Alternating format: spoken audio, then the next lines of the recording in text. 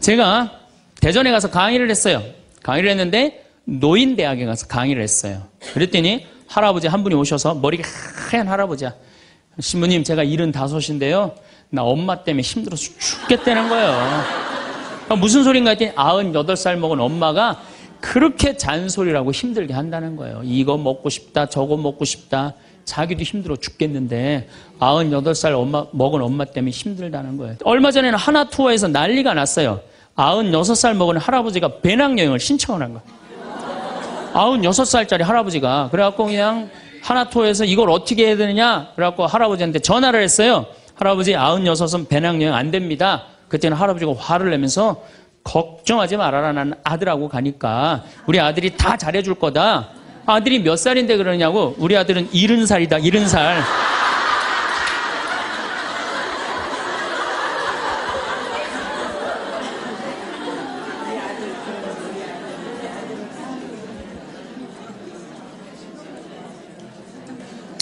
자, 여러분들, 나는 그래도 늙어서 자식하고 삽니다. 난 너무너무 행복합니다.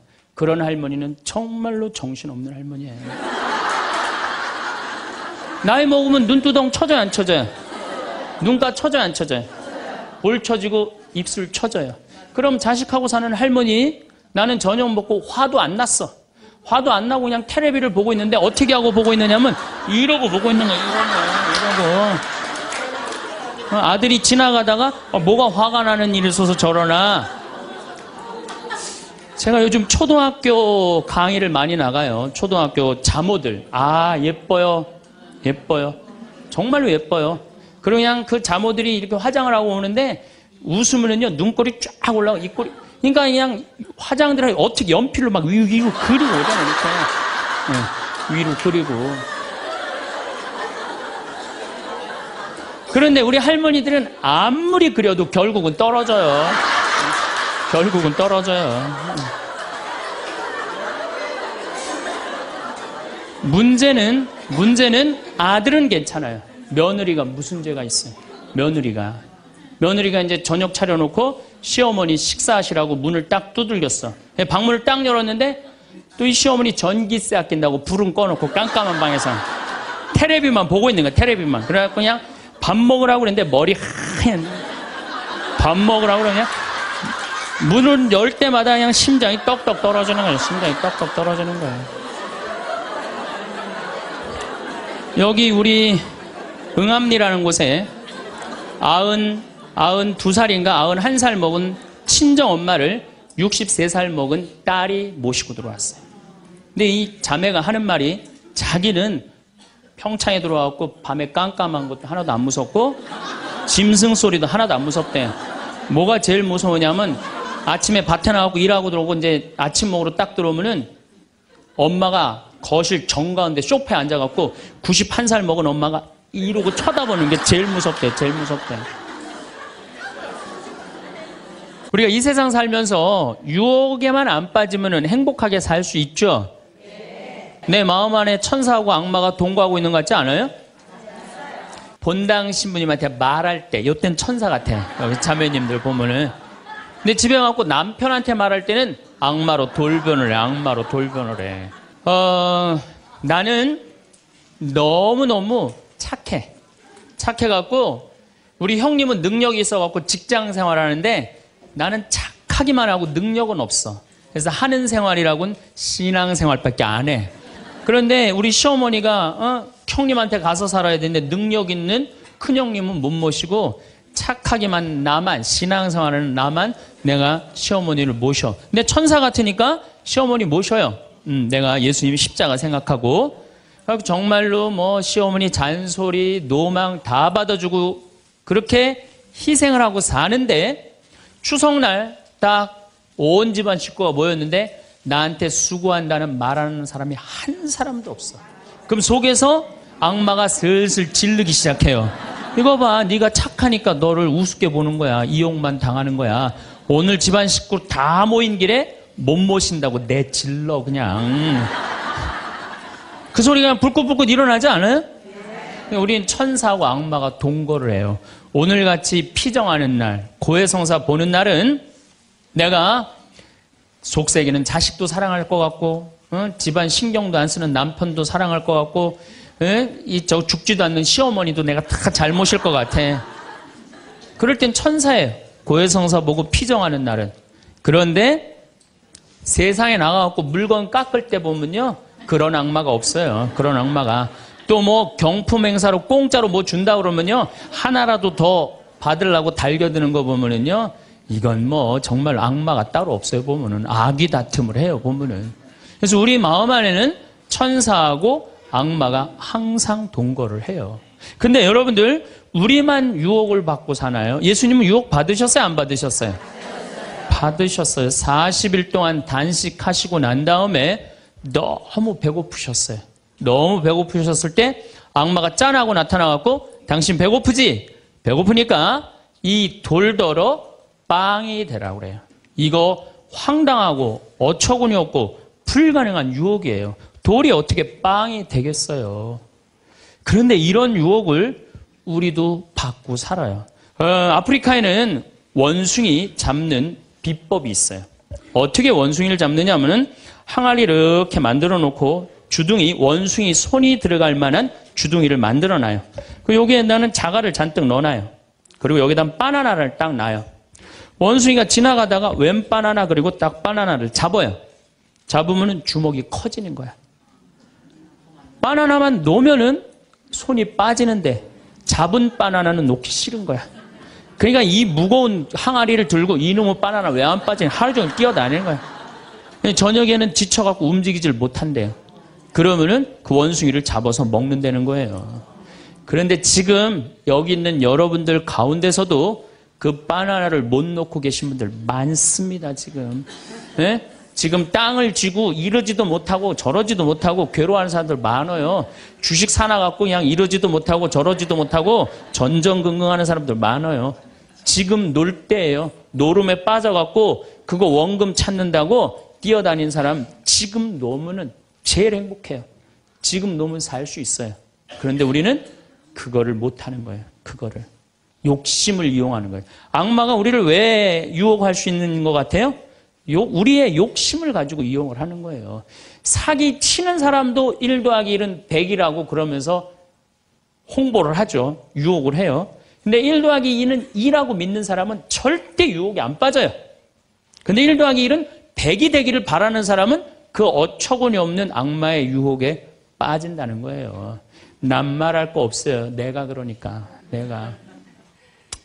내가 여기 생태마을 시작할 때 15년 전에 돈이 한 푼도 없었어요.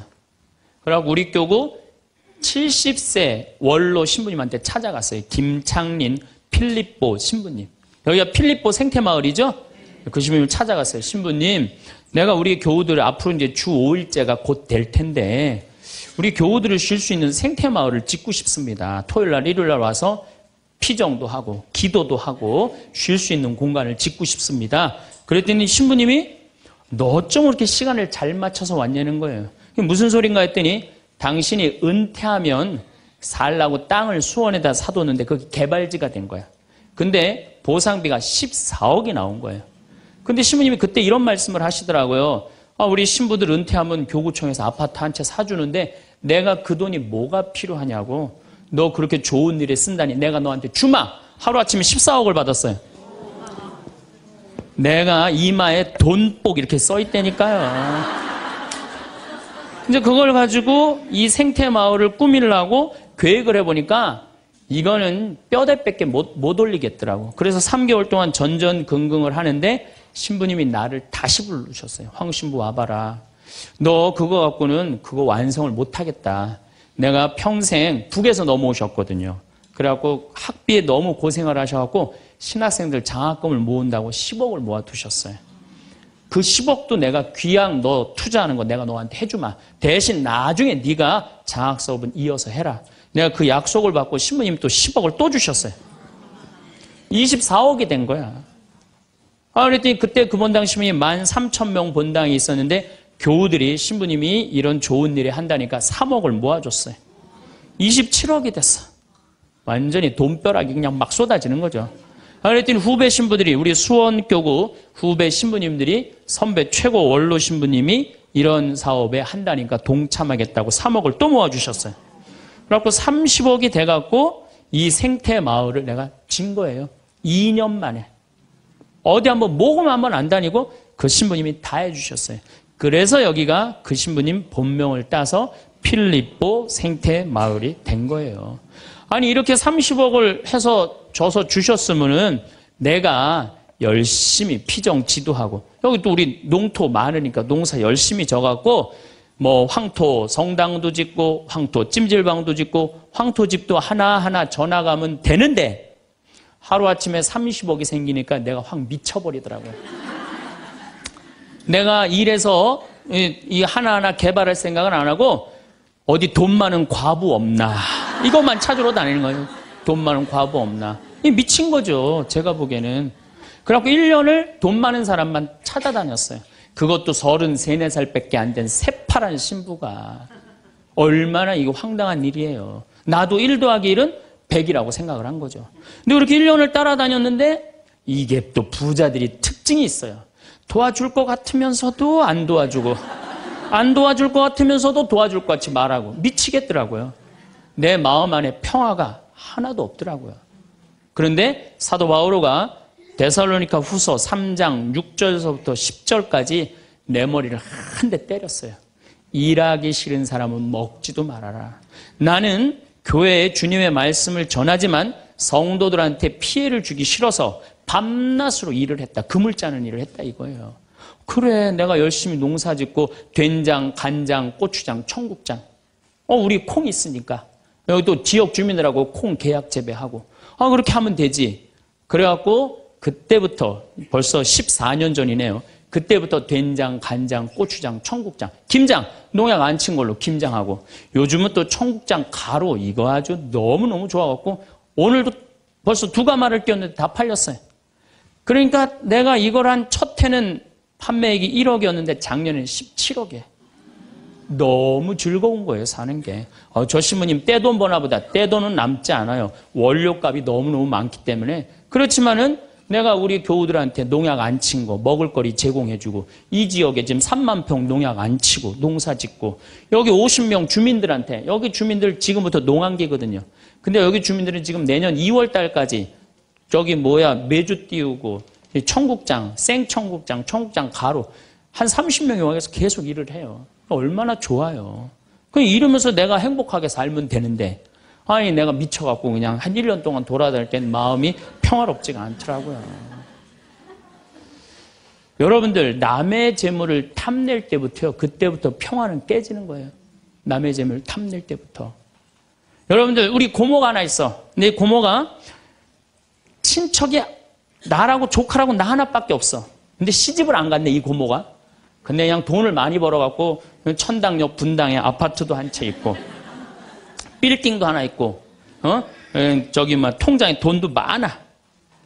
그럼 이 조카가 저 늙은 고모 죽으면은 저 재산이 누구한테 온다? 나한테 온다. 이 생각하는 순간부터 얘는 불행한 거예요. 고모 재물 탐내는 순간부터 얘는 불행한 거예요. 남의 재물을 탐내면 안 되는데 악마는 뭐라고 우리한테 유혹을 하느냐면 남의 재물을 탐내라고 유혹을 해요. 우리 어머니 아버지가 잘 살아. 저 재산 나한테 오겠지. 그때부터 얘는 일 안 해요. 딴 생각만 하는 거예요. 1 더하기 1은 2라고 생각 안 하고 1 더하기 1은 100이 된다고 생각을 하고 사는 거예요. 절대 평화롭지가 않아요. 또 여러분들 형제 중에 누가 잘 살아. 우리 형이 잘 살아. 누나가 잘 살아. 근데 내가 이번에 아이가 대학을 들어가. 나 등록금 좀 안 대주나. 이때부터 죄짓기 시작하는 거예요. 이때부터 미워하기 시작하는 거예요. 성당 질 때도 마찬가지예요. 성당 질 때도 내가 하느님 아버지 집을 줘. 그러면 그 하느님 아버지 집 짓는데 내가 봉헌하면 되잖아. 근데 그냥 나는 봉헌할 생각 안 하고 우리 성당의 제일 부자가 저거 얼마 봉헌하나 이것만 기다리고 있는 거야. 근데 그냥 그 부자는 내가 보기엔 1억을 해도 되는데 500만 원밖에 안 했어. 그럼 뭐라고 그러냐면 예수님 말 틀린 거 하나도 없어. 응? 부자가 천국 들어가는 거는 낙타가 바늘구멍 통과하기보다 아는 건 또 많아갖고 그냥 그러면서 그 사람 욕하는 거. 제 생각엔 이래요. 그렇게 부자 헌금 얼마 내나 그거 쳐다보고 있는 것도 남의 재물 탐내는 거예요. 그 사람 마음에 평화 없어요. 내가 가지고 있는 것만 누구한테 봉헌하면 돼? 하느님한테 봉헌하면 되는 거예요. 우리가 이 돈에 대한 유혹, 이것 때문에 죄를 짓고 사는 거예요. 우리가 이 세상 살면서 제일 많이 받는 유혹이 뭐냐면 돈에 대한 유혹이야. 돈에 대한 유혹, 빵에 대한 유혹. 내가 30년 동안 60평생 살면서 돈을 3억을 모았어. 60살이 돼서. 그럼 이 돈 연금 잘 가입해 두면요, 한 달에 100만 원씩 죽을 때까지 써요. 90살까지. 근데 현찰 3억이 생기면은 악마가 유혹을 해요. 돈이 돈 번데 이거 펀드에다 갖다 맡기면 1년 만에 6억 만들어 줄게. 넘어가요. 이상하게 넘어가요. 아니 3억을 모으는데 30년이 걸렸다면은 이게 한 6억이 되려면 한 10년은 걸려야 되지 않아요? 근데 1년 만에 만들어준다 그러면 덜썩 맡겨요. 그랬더니 이자가 막 1,000만 원씩 나오는 거야. 이게 웬 노다지냐. 이거 확실하다. 부모 돈, 형제 돈, 친구 돈 싹 끌어다가 한 200억을 만들어주면은 악마는 들고 튈까요? 안 튈까요? 튀어요. 며칠 전에 450명한테 2,300억을 자기 로얄 패밀리라고, 청와대, 변호사, 뭐 장관들하고 다 아는 로얄 패밀리라고, 이게 놀랍게도 15일만 맡기면 20%의 이자를 준다고 꼬신 거예요. 그런데 450명이 얼마를 모아줬느냐면은 2,300억을 모아줬어. 2,300억을. 그래갖고 그걸 들고 튀었잖아요. 여러분들, 1 더하기 1은 2입니다. 1 더하기 1은 절대 10이 아니에요. 근데 우리는 욕심이 있어요. 내 재산이 1 더하기 1인데 이어야 되는데 10이길 바래요. 3억을 모으는 데는 30년이 걸리지만은 악마한테 유혹에 넘어가고 3억을 날리는 데는 6개월도 안 걸려요. 6개월도 안 걸려요. 그리고 땅을 치고 통곡하는 사람들 전 정말로 많이 봤어요. 대한민국 1980년대 이후부터 땅 뛰었어요. 땅값. 그렇죠? 주식 뛰었어요. 그래갖고 대한민국은 1 더하기 1은 2가 아니었고 1 더하기 1은 10이었고 1 더하기 1은 100이었어요. 어떤 사람은 1 더하기 1은 1000도 됐어요. 그러니까 온 국민이 들떠 있는 거야. 들떠 있는 거야. 나도 1 더하기 1이 뭐가 될 수 있다? 100도 될 수 있고 1000도 될 수 있다. 이런 생각을 해요. 대표적인 게 뭐냐면 다단계야. 다단계. 내가 가정방문 다녀보면은요, 집에 샴푸 잔뜩 있는 집 많아요. 비누 잔뜩 있는 집 많아요. 뭐 한 거예요? 다 다단계예요. 어떻게 다단계? 당신 2 사람만 데리고 와. 그러면 이 2 사람이 또 데리고 와갖고 나중에 이거 전부 다 가지를 쳐갖고 나중에 떼돈 벌어. 그런데 다단계 하는 사람의 90%가 다 손해보고 나온다는 거예요. 다 1 더하기 1은 100이라고 믿는 사람들, 1 더하기 1은 10이라고 믿는 사람들이 이 유혹에 빠지는 거예요. 이 유혹에. 제가 10년 전에 능평이라는 성당에서 본당 신부를 했어요. 그런데 그 능평이라는 성당에 언덕을 넘어가면은 무슨 동네가 나오느냐면 천당 옆 분당이 나와요. 천당 옆 분당이 나와요. 얼마나 살기 좋으냐면은 거기는 전보산대가 하나도 없어요. 전부 다 지중매설이에요. 지중매설. 동네가 깨끗해요. 깨끗해. 그리고 도로는 한 20m, 30m 주도로는 조경을 하게 돼 있어요. 동네마다 율동공원, 중앙공원, 공원 있고. 그래서 정말로 살기 좋아요.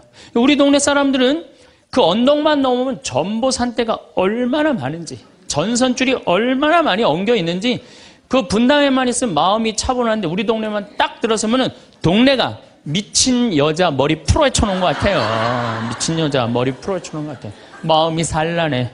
그러니까 우리 동네 사람들 꿈은 뭐냐면 천당 옆 분당으로 이사 가는 게 꿈이야. 그래갖고 5억짜리 아파트가 당첨이 됐어. 5억짜리 아파트가. 그런데 내가 가지고 있는 돈은 4억 5천밖에 안 돼. 이제 5천만 원만 있으면은 프리미엄이 붙어갖고 7억이 되는 거예요. 7억이 되는 거니까 1 더하기 1은 10이 되는 순간이에요.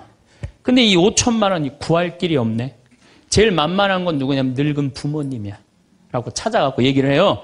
어머니 아버지 내가 5천만 원만 있으면은 5억짜리 아파트 되면 내가 잘 모실 테니까 거기 있는 땅 좀 팔아갖고 나 5천만 원만 꿔달라고. 근데 이미 한국 천주교 할머니 할아버지들은 나한테 강의를 들었어. 절대 자식들한테 재산 주지 말라는 강의를 들었어. 안 죽으니까 절대 재산 주지 말라는 강의를. 난 돈 없다 딱 잡았대요. 그럼 느닷없이 부모가 미운 거예요. 느닷없이. 형제 친척한테 꿔달라고 그랬더니 형제 친척도 아무도 꿔주는 사람이 없는 거야. 다 미운 거예요. 예수님은 서로 사랑하라고 그랬는데 악마는 뭐라고 그래? 이거 봐. 너 세상 너 옆에 있는 사람 아무도 없어. 다 미워해. 이 유혹에 빠지는 거예요. 악마의 유혹에 빠지는 거예요. 근데 마음 하나만 바꾸면 얼마나 행복한지 몰라요. 우리 능평은 뭐 조금 전선줄 있다 하더라도 경치 좋고 공기 맑아요. 아주 좋아요. 그리고 분당에서 살려면은요, 거기에 수준 맞추려면요, 피곤해서 못 살아요. 근데 능평은 32평 아파트가 2억 5천이야. 2억 5천이니까, 이 2억 5천짜리 아파트 사고 얼마가 남아요? 2억이 남아요. 이거 갖고 맛있는 것도 사먹고, 여행도 다니고, 어려운 사람도 도와주고, 얼마나 좋아요. 근데 우리 인간은 이걸 못해요. 내가 가만히 보면은요, 9개 가진 사람은 10개를 채우려고 이 하나만 더 모으면 10개가 돼. 9개 쓸 생각을 못하고 이거 10개 채운다고 하나 모으다가 죽는 사람들 많이 봤어요, 나. 99개 가진 사람은 100개 채우려고 어떻게? 이 하나를 더 모으려고 99개 쓰지도 못하고 죽는 사람들 많이 봤어요, 저는. 여러분들은 어떠세요? 재산이라는 게 뭔지 아세요? 여러분들 재산이라는 건요, 내가 쓴 것만 내 재산이에요. 내가 쓴 것만. 내가 안 쓴 건 내 재산 아니에요. 다시 말해서 내가 100억을 모으기 위해서 나 그지같이 70평생을 살았어. 이 사람은 거지로 산 거예요. 이 사람 거지로 산 거예요. 네. 그런데 내가 모은 거 갖고 정말로 알뜰하게 뭐 여행도 다니고 맛있는 것도 먹으러 다니고 뭐 즐겁게 살았어. 이 사람은 재산 제대로 쓴 사람이에요. 그 다음에 죽을 때 그래도 이 종교기관에 기부나 하고 이런다면은 다행인 사람이에요. 근데 그냥 재산 그냥 이 100억을 주체를 못하는 사람들, 그러다가 죽는 사람들, 루카복음 12장에요. 부자가요, 엄청난 풍년을 맞이해요. 이거 나눌 생각을 안 하고 자기를 위해서 창고를 크게 줘요. 그리고 영혼한테 얘기해. 너 이제 편안하게 살아라. 그러니까 하느님이 뭐라 그래요? 이 어리석은 자야, 오늘 밤이 네 영혼이 떠나는 날이다. 너한테는 그렇게 잘 쓰면서 하느님한테 인색한 자의 끝이 이렇다. 재물을 어디다 쌓아둬라? 하늘에 쌓아둬라. 제가 제일 열받을 때가 언제냐면은 97년, 98년 IMF 터졌을 때. 이때 막 우리 교우들 20억, 30억 막 날렸어요. 그래서 술이 그냥 떡이 돼갖고 와서 나한테 뭐라 그러냐면, 신부님, 이렇게 허무하게 날아갈 줄 알았으면 신축금이라도 많이 낼 걸 그랬다. 제일 열받을 때. 그럴 줄 알았으면 미리 해지. 왜 날리고 와서 나한테 그래. 열심히 산 사람들이 실패하고 울면은 동정이 가는데요. 땅 투기하다가, 주식 투자하다가, 노름하다가, 이거 재산 날리고 와서 눈물 흘리고, 자기 고통스럽다고 얘기하는 사람한테는요, 동정이 안 가요. 열심히 살다가 실패한 사람한테는 정말로 동정이 가는데, 주식 투자하다 돈 다 날리는 사람들 동정이 안 가요. 여러분들, 주식 투자를 하려면은요, 재산 우리 95%의 투자자들이 다 실패해요. 왜 그런 줄 아세요? 1년 만에 샀다 팔았다 그래요. 워렌 버핏이라는 사람은 미국 최고의 부자예요. 지금 60년 동안 거의 주식을 했는데 610억 달러를 벌었어요. 주식으로만. 근데 그 사람은 한번 주식을 사면은 최소한 5년, 10년, 20년까지 그냥 쥐고 있는 거예요. 그러니까 돈을 버는 거야. 근데 우리는 그냥 얼마 전에 잠깐 무슨 경제 뭐 방송을 보니까 3개월 만에 15% 내는 수익 방법, 그런 건 없어요. 1 더하기 1은 2지 1 더하기 1은 10이 절대 아니에요. 근데 우리는 그렇게 착각하고 사는 거예요. 그런 기대 속에서. 그런데 유혹 중에 제일 무서운 유혹이 뭔지 아세요? 여러분들 돈 왜 벌어요? 자식 욕심 때문에 버는 거예요. 자식 때문에 여러분들 돈 버는 거예요. 자식 때문에. 아메리카의 인디안들은 자식이 태어나면 어디다 봉헌하냐면 별한테 봉헌한다고 그래요. 우리 아이 추억 많게 해달라고. 요즘 어제 그제 여기 별 정말 미치도록 많아요. 밤하늘에 별똥별이 2만 개가 떨어져요. 2만 개. 지난번에 우리 수녀님들 한 20분 오셨을 때 내가 여기 마루 위에 강 위에다 마루를 깔아놨어요. 그 위에다 밤에 침낭을 하나씩 다 드려요. 그럼 누워갖고 별을 보는데 별똥별이 1시간 동안 10개가 떨어졌대. 10개가. 수녀님들이 너무 행복하다는 거야. 이 별을 보고 행복한 추억을 가지고 살았으면 좋겠는데 우리나라 엄마들은 그런 생각 안 해요. 인디언들은 별 보면서 우리 아이 행복한 추억이 많았으면 좋겠다. 그리고 들판에 봉헌한대요. 우리 아이 건강하게 뛰어놀게 해달라고. 그 다음에 태양에 봉헌한대요. 우리 아이 아주 씩씩하고 건강하게 잘 자라게 해달라고. 근데 대한민국 엄마들은 애가 태어나면 어디다 봉헌하냐면 학원에 봉헌해. 학원에. 우리 아이 어디 들어가게 해달라고? 서울대학 들어가게 해달라고. 서울대학 들어가게 해달라고. 그래갖고 임신을 하면은 이거 굉장히 중요한 거예요. 임신을 하면은 하느님 나한테 생명을 주셔서 감사합니다. 이 아이가 하느님 이 세상에 태어나서 행복하게 살았으면 좋겠습니다. 이렇게 생각하는 엄마가 하나도 없다는 거예요. 임신을 딱 하는 순간 무슨 생각을 하냐면 내 뱃속에 서울대학 C가 들어왔다고 생각을 하는 C가. 그래갖고 막 임신 한 달, 두 달, 막 10달이 되면 배가 이만해져요. 그러면 C가 이만해진 거야. C가 이만해진 것만큼 꿈도 이만해진 거야. 그래갖고 아침에 인사를 해도 한국말로도 안 해. 영어로 하는 거야. How are you today, my baby? Good morning. 막 영어로 하는 거야. 마음 급한 엄마들이. 네. 그래갖고 애가 엄마의 태를 열고 세상에 나왔어. 세상이 얼마나 예뻐요. 하늘도 예쁘고 별도 예쁘고 달도 예쁘고 단풍도 예쁘고. 근데 그냥 이 아이가 그냥 그 창문을 통해서 세상을 보려고 했더니 마음 급한 엄마는 너 그거 볼 시간이 어디 있어. 온 집안을 도배를 다 해놔요.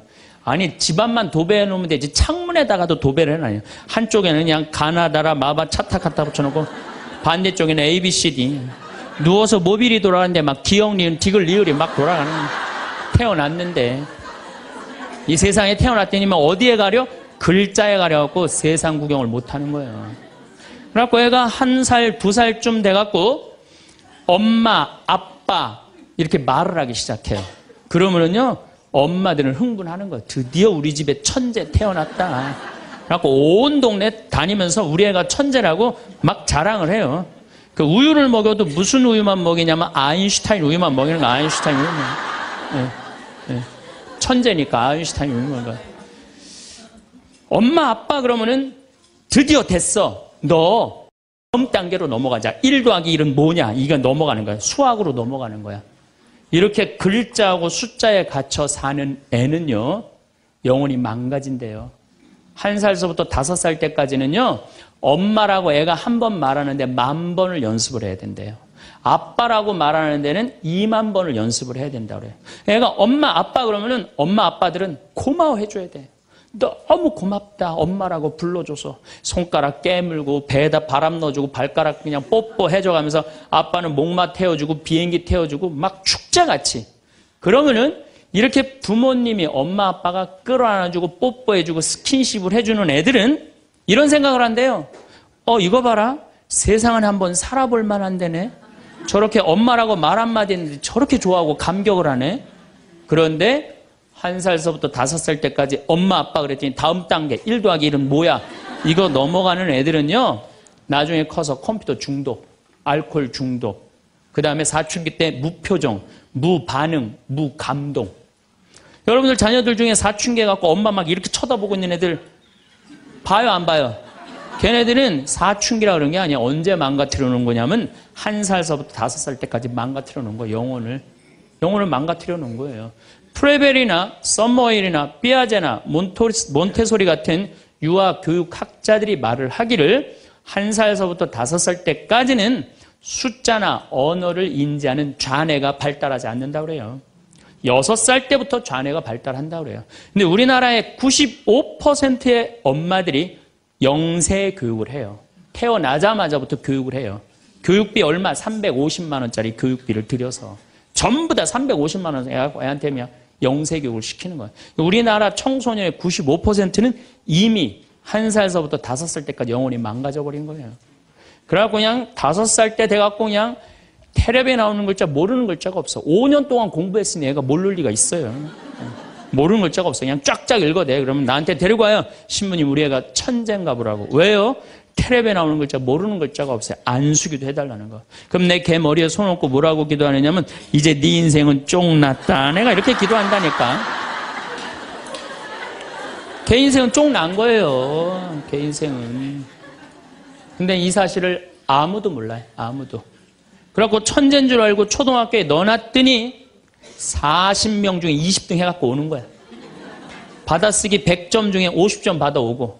그러면은 여러분들 자녀들이 5살 때 여러분들이 뭐라고 얘기를 하냐면 우리 아들 대통령 될 거라고, 우리 아들 의사 될 거라고, 변호사 될 거라고, 판검사 될 거라고. 그게 여러분들 행복한 외침이라고 생각하세요? 그게 여러분들을 불행하게 만드는 거예요.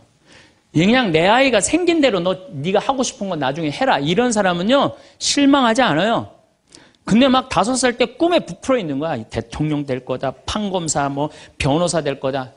그랬는데 그냥 초등학교 딱 들어갔는데 40명 중에 20등 딱 해갖고 오고 100점 중에 50점 받아오면 이때부터 실망하기 시작하는 거야. 근데 문제는 얘는 이걸 받고 괴로워하지 않아요.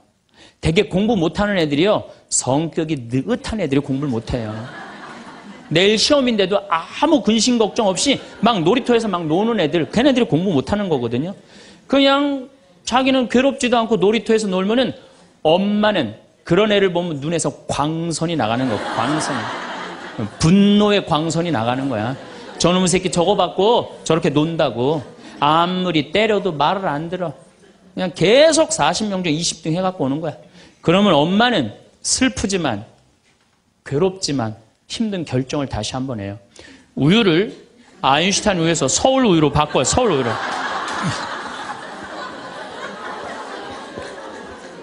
그래갖고 그냥 그렇게 6년 동안 서울 우유를 먹였는데 중학교 딱 올라갔는데 초등학교 때 말 안 듣는 거하고 차원이 틀려요. 중학교 때 컴퓨터 게임에 빠지면은요 미쳐요. 엄마하고 밥 먹으러 나가도 그냥 핸드폰으로라도 해요. 애들이. 그냥 그거 보고 있으면 속에서 불 나요 안 나요? 속에서 불이 나죠. 근데 걔는요 그렇게 될 수밖에 없는 성장 과정이 있는 거예요.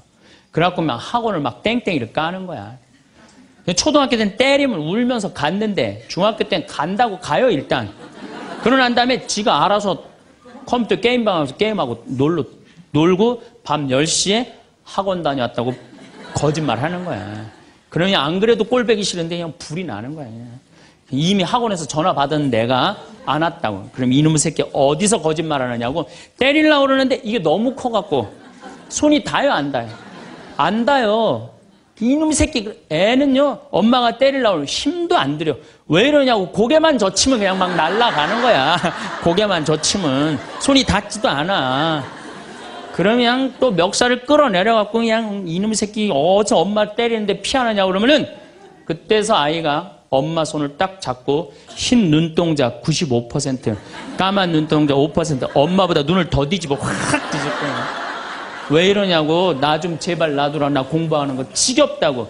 엄마를 확 밀쳐내요. 그럼 엄마는 그냥 마룻바닥에 확 널브러지면서 마룻바닥을 움켜쥐고 너무 슬프지만은 힘든 결정을 다시 한번 해요.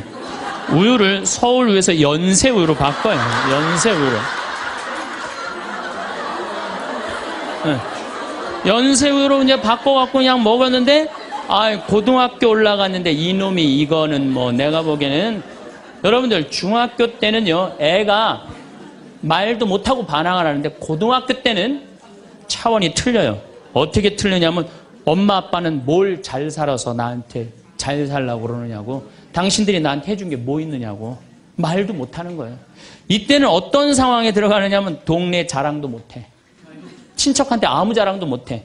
조금만 있으면 이제 대학 금방 탈로가 나게 생겼는데 5살, 6살 땐 대통령이다, 천재다, 뭐 생 난리를 하고 돌아다녔는데 고등학교 땐 완전히 소가리를 하는 거예요. 완전히 소가리를 하는 거예요. 그리고 말도 못하는 게 한마디 하면 아들이 그냥 주먹으로 그냥 문치면 문이 뻥뻥 뚫리니까 무서워서 말도 못하는 거예요. 그러면 그냥 동네에도 말 못하고 그냥 집에서도 말 못하고 엄마만 속병이 드는 거예요.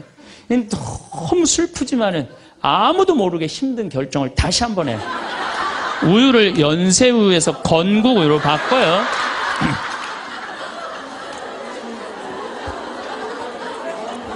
건국우유로 바꿔서 그렇게 먹였는데 고등학교 3학년 때 보니까 모의고사를 봤는데 15% 안에 들어야지 서울에 있는 학교를 가는데 30% 뒤로 막 밀리는 거야. 내가 재미난 경험이 있었어요. 내가 아주대학 환경공학과 대학원을 다닐 때 그 옆에 창현고등학교, 유신고등학교가 있었어요. 근데 걔네들이 1학년 딱 들어와서는 우리 학교를 보고 그랬대요. 내가 아주대학 가면은 내 대학을 안 간다 그랬대요. 1학년 되면은. 근데 2학년 애들은 상황이 틀리대요. 아주대학도 괜찮은데 이런데 2학년 되면. 근데 3학년이 된 애들은 그 창현고등학교, 유신고등학교 애들은 3학년 되면 제발 아주대학만이라도. 엄마가 딱 그런 마음이야. 그러니까 이제 엄마가 너무 슬프지만은 그 성적표를 받아보고 마지막으로 힘든 결정을 다시 한번 해요. 우유를 건국우유에서 저지방 우유로 바꿔요.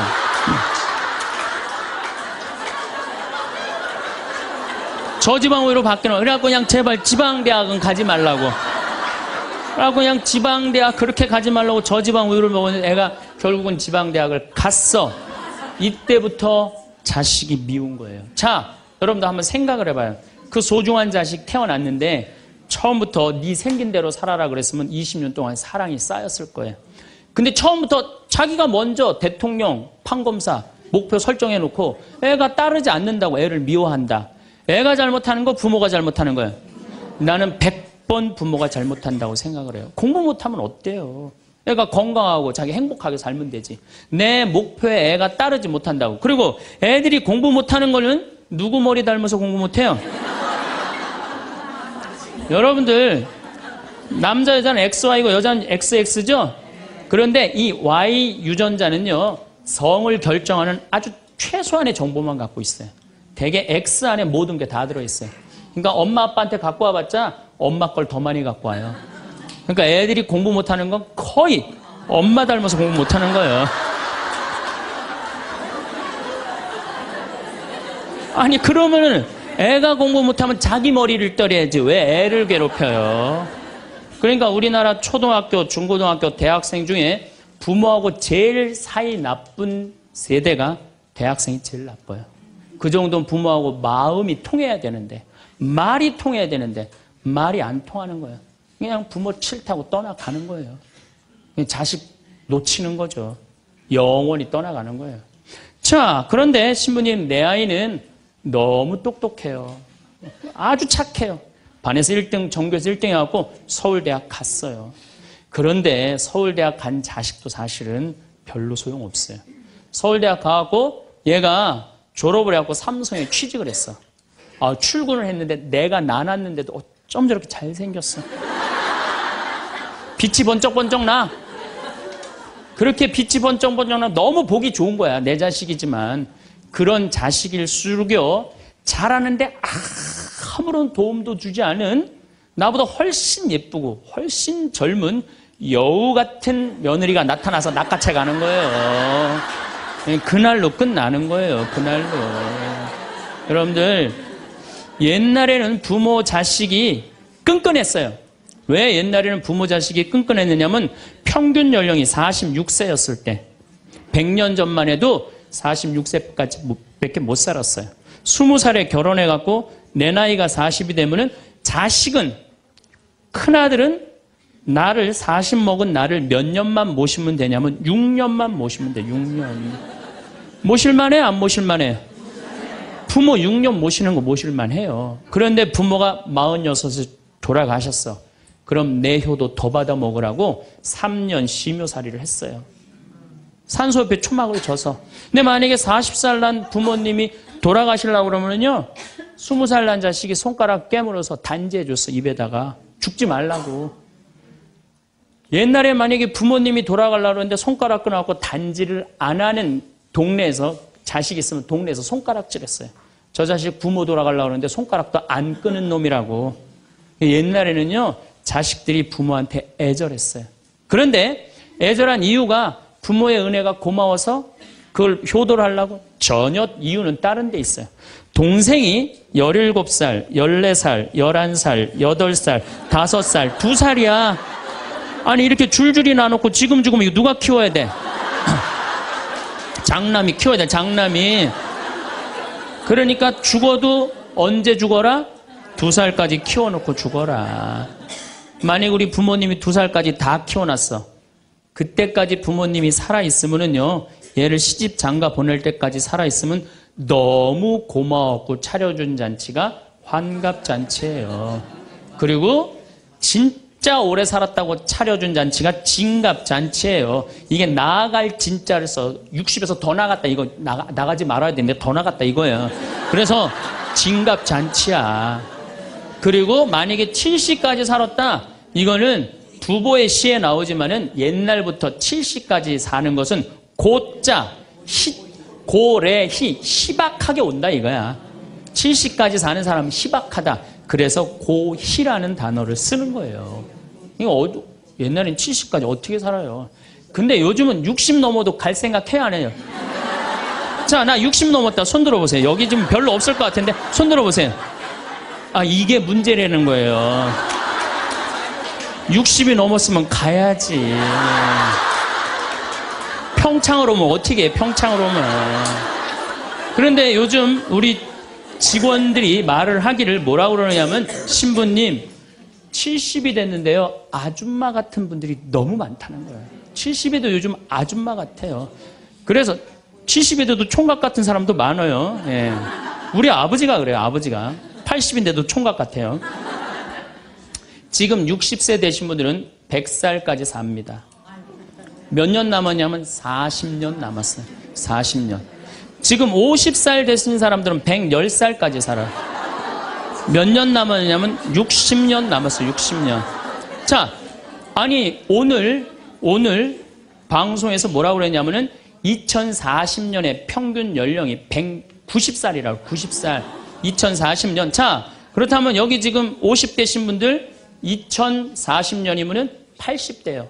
그때 평균 연령 90이에요. 그럼 그때 다 100살 넘게 산다는 얘기예요. 제 말이 그냥 허투루 하는 말이 아니에요.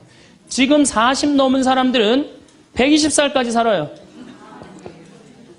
여러분들, 우리나라가 지금 100살 이상이 몇 명이냐면은 1700명이에요.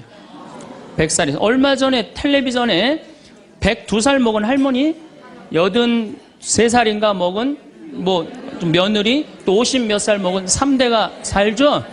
이제는 그런 일이 다반사로 생긴다는 거예요. 다반사로. 지금 70살 넘은 우리나라 인구가 240만 명이에요. 70살 이상이. 60세 이상이 65세 이상이 540만 명. 540만 명. 초등학교 애들이 310만 명이에요. 그러니까 요즘 길에 나가보면요, 우리 어렸을 땐 길에 애들이 바글바글 했어요. 구슬치기, 딱지치기, 그냥. 할머니는 이런 할머니 하나 이렇게 구경하고 있었어요.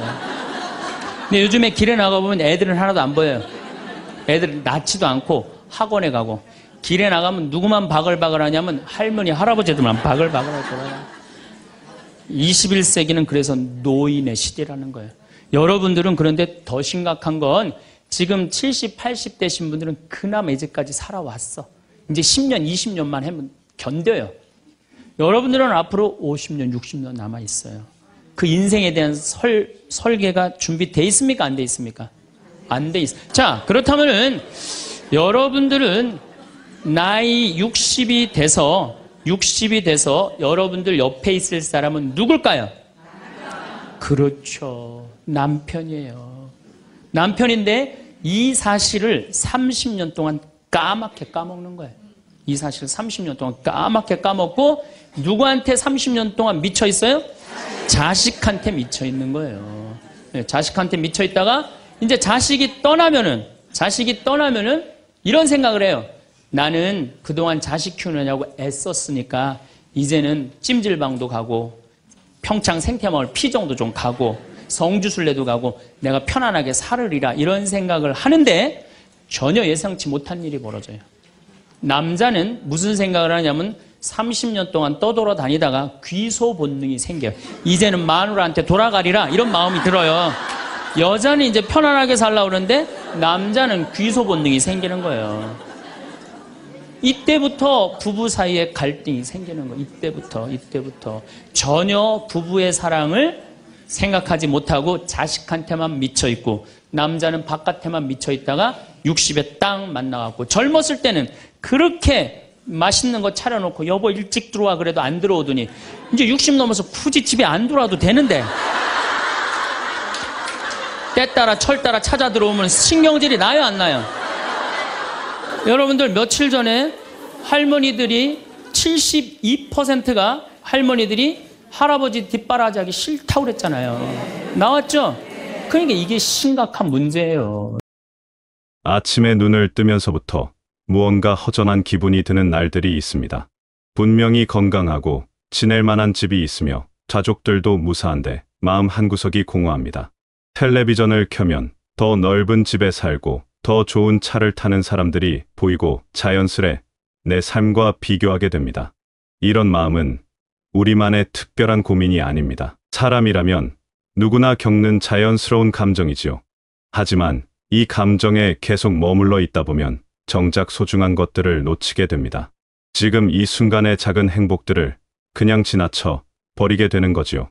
여러분과 함께 행복을 바라보는 관점을 조금 바꿔보려고 합니다. 특별한 무언가를 더 가져야 행복해지는 것이 아니라 지금 가진 것들 속에서 행복을 찾는 방법을 이야기해 보겠습니다. 우리는 언제부터인가 다른 사람의 삶을 기준으로 내 삶을 평가하게 되었습니다. 아파트 평수나 자동차 종류 옷차림새까지도 누군가와 비교하며 내가 부족하다고 느낍니다. 심지어 자녀들의 성공이나 손자 손녀의 성장까지도 남과 견주어 보며 마음이 불편해집니다. 이런 비교하는 마음이야말로 우리를 가두는 보이지 않는 감옥입니다. 남들이 가진 것을 부러워하며 내가 가지지 못한 것들만 자꾸 눈에 들어옵니다. 그러다 보면 정작 내가 가진 소중한 것들은 당연하게 여기게 되지요. 예를 들어 건강한 몸으로 아침 산책을 할 수 있다는 것, 따뜻한 집에서 편안히 잠들 수 있다는 것, 맛있는 음식을 먹을 수 있다는 것들 말입니다. 이런 일상적인 것들이 사실은 얼마나 큰 행복인지 깨닫지 못하고 살아갑니다. 행복해지려면 먼저 내가 바꿀 수 있는 것과 바꿀 수 없는 것을 구분해야 합니다. 다른 사람이 무엇을 가지고 있는지, 세상이 나를 어떻게 평가하는지는 내가 바꿀 수 없는 영역입니다. 하지만 그런 것들을 바라보는 내 마음의 자세는 충분히 바꿀 수 있습니다. 남들의 시선에서 벗어나 내 삶을 내가 평가하기 시작하면 많은 것이 달라집니다. 작은 일에도 기쁨을 느낄 수 있고 평범한 하루도 소중하게 여길 수 있게 됩니다. 행복의 기준을 남에게서 나에게로 가져오는 것이지요. 이것은 현실에 안주하라는 뜻이 아닙니다. 오히려 정반대입니다. 다른 사람의 평가에 휘둘리지 않고 내가 진정 원하는 삶을 살아가겠다는 적극적인 선택입니다. 남들이 중요하게 여기는 것이 아니라 내가 소중하게 생각하는 가치를 기준으로 살아가는 것입니다. 감사하는 마음은 단순히 긍정적으로 생각하자는 이야기가 아닙니다.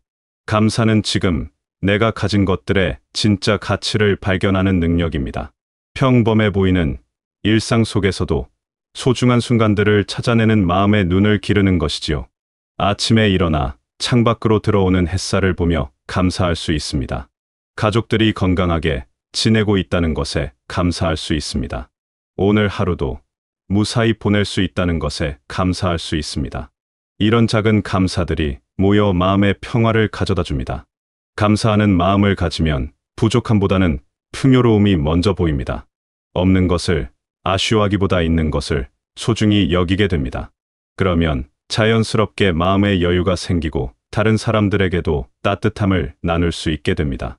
감사는 또한 현재에 집중하게 도와줍니다. 과거의 실수를 후회하거나 미래의 걱정에 사로잡히지 않고 지금 이 순간을 온전히 누릴 수 있게 해줍니다. 현재에 집중할 때 비로소 진정한 행복을 맛볼 수 있습니다. 요즘은 평균 수명이 많이 늘어났습니다. 자녀들이 독립한 후에도 상당히 긴 시간이 우리 앞에 펼쳐져 있습니다. 이 시간을 어떻게 보내느냐에 따라 인생의 만족도가 크게 달라질 수 있습니다. 자녀들이 집을 떠나고 나면 갑자기 텅 빈 느낌이 듭니다. 그동안 엄마 아빠로서의 역할에 모든 에너지를 쏟았는데 이제 그 역할이 줄어들면서 무엇을 해야 할지 모르겠다는 생각이 듭니다. 마치 인생의 목표를 잃어버린 것 같은 공허함을 느끼기도 합니다. 하지만 이 시간은 결코 의미 없는 시간이 아닙니다. 오히려 새로운 가능성으로 가득한 시간입니다. 그동안 다른 사람을 돌보느라 미뤄두었던 일들을 할 수 있는 기회이기도 합니다. 새로운 취미를 찾거나 하고 싶었던 일에 도전해 볼 수도 있습니다. 이런 새로운 시간을 누구와 함께 보낼 것인가를 생각해 보면 가장 먼저 떠오르는 사람이 배우자입니다. 가장 오랜 시간을 함께해온 사람이자 앞으로도 가장 많은 시간을 함께할 사람이지요. 그동안은 각자 바쁜 일상 속에서 가족을 돌보느라 정작 서로에게 깊은 관심을 기울이기 어려웠을 수도 있습니다. 아이들 교육이나 생계를 위해 애쓰느라 부부간의 대화나 공통 관심사를 만들어갈 여유가 부족했을지도 모릅니다. 이제는 그런 외적인 압박에서 조금 자유로워졌습니다. 서로에게 집중할 수 있는 시간과 여유가 생겼습니다. 이 기회를 통해 배우자와의 관계를 새롭게 만들어갈 수 있습니다. 단순히 가정을 꾸려가는 동반자가 아니라 인생을 함께 즐기는 친구가 될 수 있습니다. 자녀들이 어릴 때는 서로를 엄마 아빠라고 부르는 것이 자연스러웠습니다. 하지만 이제는 다시 서로의 본래 이름을 불러주는 것도 좋겠습니다. 누군가의 부모가 아닌 한 사람의 개인으로서 서로를 바라보는 것이지요. 함께 새로운 장소에 가보거나 새로운 활동을 시작해 볼 수도 있습니다. 그동안 각자 관심 있어 했던 것들을 나누어 보고 함께 배워볼 수도 있습니다. 서로의 꿈이나 계획을 들어보고 응원해 주는 것도 의미 있는 일입니다. 중요한 것은 서로를 있는 그대로 받아들이고 존중하는 마음입니다. 그동안 살아오면서 각자 고생도 많았고 상처도 있을 것입니다. 하지만 그 모든 것을 함께 겪어온 사이이기 때문에 더욱 깊이 이해하고 위로할 수 있습니다. 서로의 변화도 자연스럽게 받아들일 필요가 있습니다. 사람은 나이가 들면서 계속 변해갑니다. 예전과 다른 모습을 보일 수도 있고 새로운 관심사를 갖게 될 수도 있습니다. 이런 변화를 부정적으로 보지 말고 새로운 매력으로 발견해 나가는 것이 좋겠습니다. 혼자 할 수 있는 일들도 많지만 둘이 함께 할 때 더 의미 있고 즐거운 일들이 있습니다. 함께 여행을 다니며 새로운 곳을 구경하고 맛있는 음식도 나누어 먹을 수 있습니다. 함께 운동하며 건강도 챙기고 서로 격려할 수도 있습니다. 작은 일상도 함께 나누면 더 풍성해집니다. 장을 보러 가거나 산책을 하거나 텔레비전을 보는 것도 혼자 할 때와는 다른 즐거움이 있습니다. 서로의 생각을 나누고 대화를 나누며 시간을 보내는 것 자체가 소중한 추억이 됩니다. 때로는 서로 다른 일을 하면서도 같은 공간에 있는 것만으로도 위안이 됩니다. 각자 좋아하는 일을 하면서도 옆에 믿을 만한 사람이 있다는 것만으로 마음이 든든해집니다. 함께 미래를 계획하는 것도 의미 있는 일입니다.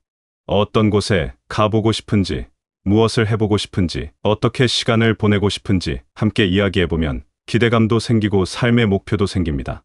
첫 번째 생각과 두 번째 생각은 결국 하나로 연결됩니다. 내 마음을 다스리고 현재에 감사할 줄 아는 사람만이 다른 사람과도 건강한 관계를 맺을 수 있습니다.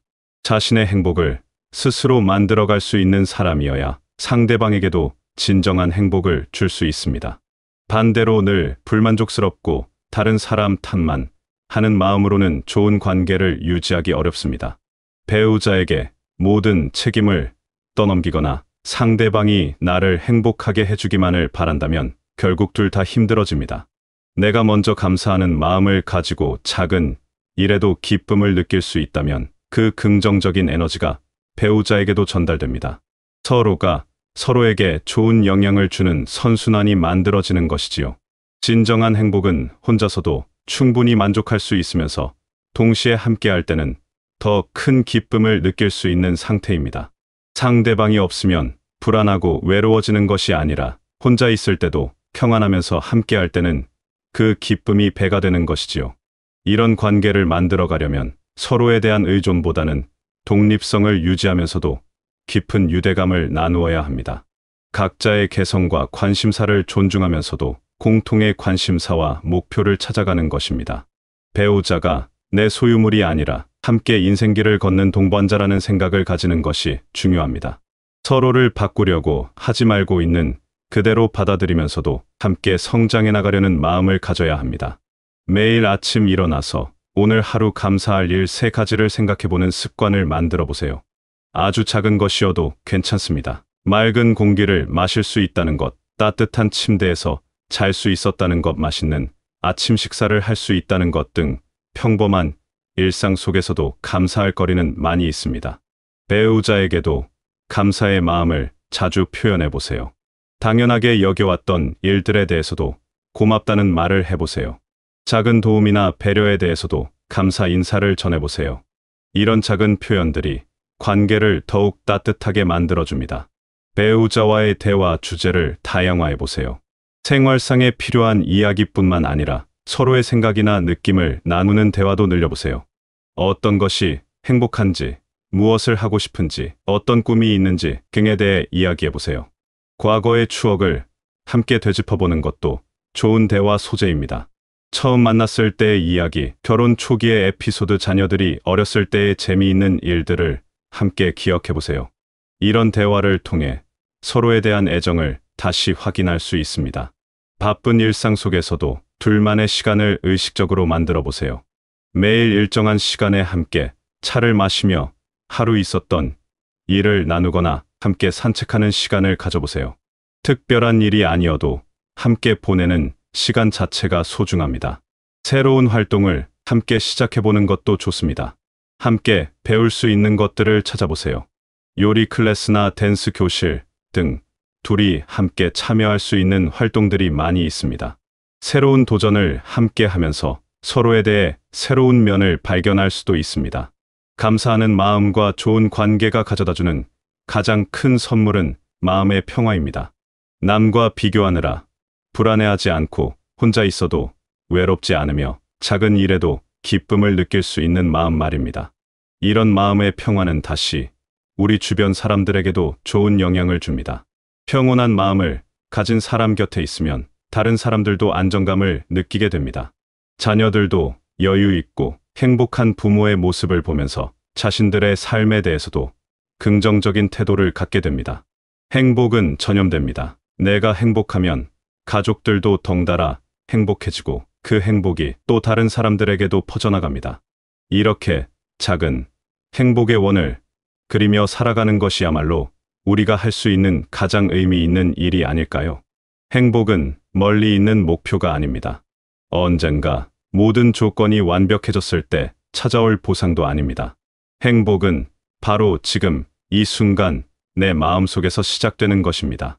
오늘 아침 눈을 뜨고 새로운 하루를 맞이할 수 있다는 것부터가 행복의 시작입니다.